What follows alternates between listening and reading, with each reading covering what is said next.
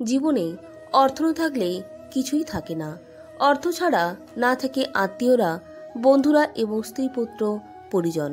সকলের জীবন হয়ে ওঠে দুর্বিষহ। অর্থ ছাড়া জীবনে কোনো পদক্ষেপ নেওয়া সহজ হয় না। প্রতিপদে বাধার সম্মুখীন হতে হয়। তাই নিজের সঞ্চয় ও ব্যয়ের ব্যাপারে সকলের সতর্ক হওয়া প্রয়োজন। শুধু তাই নয়, গৃহলক্ষ্মীকে প্রসন্ন রাখাও খুব আবশ্যক। নইলে শত আয়ের পরেও হাতে কিছুই থাকে না। হিন্দু ধর্মে সপ্তাহের প্রত্যেক দিন কোনো না কোনো দেব বা দেবীকে উৎসর্গ করা হয়েছে। তেমনি দেবী লক্ষ্মীকে উৎসর্গ করা হয় সপ্তাহের একদিন, সেটি হলো বৃহস্পতিবার। মাতা লক্ষ্মীকে আমরা চিনি ধন, সম্পদ, বৈভব ও সমৃদ্ধি দেবী হিসেবে। এই দিনে বৈভব ও গৃহলক্ষ্মীর জন্য উপবাস ও পূজা করলে আপনার উপর মা লক্ষ্মী সদা কৃপাময় থাকবেন। এমনটা বিশ্বাস করা হয় যে প্রতি বৃহস্পতিবার বৈভব লক্ষ্মীর জন্য উপোস করলে আর্থিক সমস্যায় ভুগতে হয় না। বৃহস্পতিবার ভক্তি সহকারে দেবী লক্ষ্মীর আরাধনা করলে যে কোনো ব্যক্তির সমস্ত ইচ্ছা পূরণ হয় এবং ঘরে সুখ ও সমৃদ্ধি আসে। বৃহস্পতিবার মা লক্ষ্মীর কিছু মন্ত্রের স্তব করলে মা লক্ষ্মী দ্রুত প্রসন্ন হন এবং ভক্তদের উপর কৃপাদৃষ্টি বর্ষণ করেন। আসুন জেনে নেই আজকের ভিডিওতে মা লক্ষ্মীকে প্রসন্ন রাখার মন্ত্রগুলো। প্রথম মন্ত্রটি হলো মা লক্ষ্মীর বীজ মন্ত্র। ওম শ্রী হরি শ্রীম কমলে কমলায়ে প্রসিদ প্রসিদ শ্রীম শ্রীম ওম মহালক্ষ্মী নমঃ। মায়ের আশীর্বাদ পেতে পদ্মের মালা দিয়ে এই বীজ মন্ত্রটি জপ করতে হবে। দ্বিতীয়ত যে মন্ত্রটির কথা বলবো তা হলো শ্রীলক্ষ্মী মহামন্ত্র। ওম শ্রী সৌভাগ্য মহালক্ষ্মী মহালক্ষ্মী ইহি এহি সর্ব সৌভাগ্যম সাহা।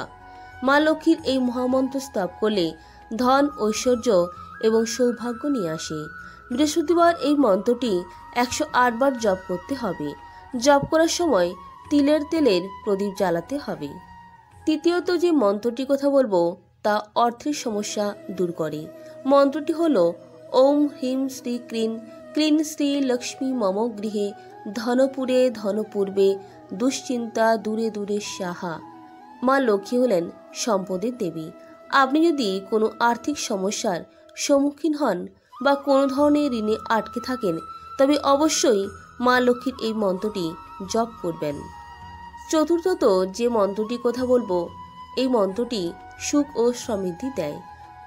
যা রক্তম্বুজবাসিনী বিলাসিনী চন্দ্রমসু তেজস্বিনী যা রক্ত রুধিরাম্র হরি সাক্ষী বা শ্রী মনোলহাদিনী যা রত্নাকর মন্থনাত প্রগতিতা বিষ্ণু সহ্যা গেহিনী শ্যামা পাতু মনোরমা ভগবতী লক্ষ্মী পদ্মাবতী।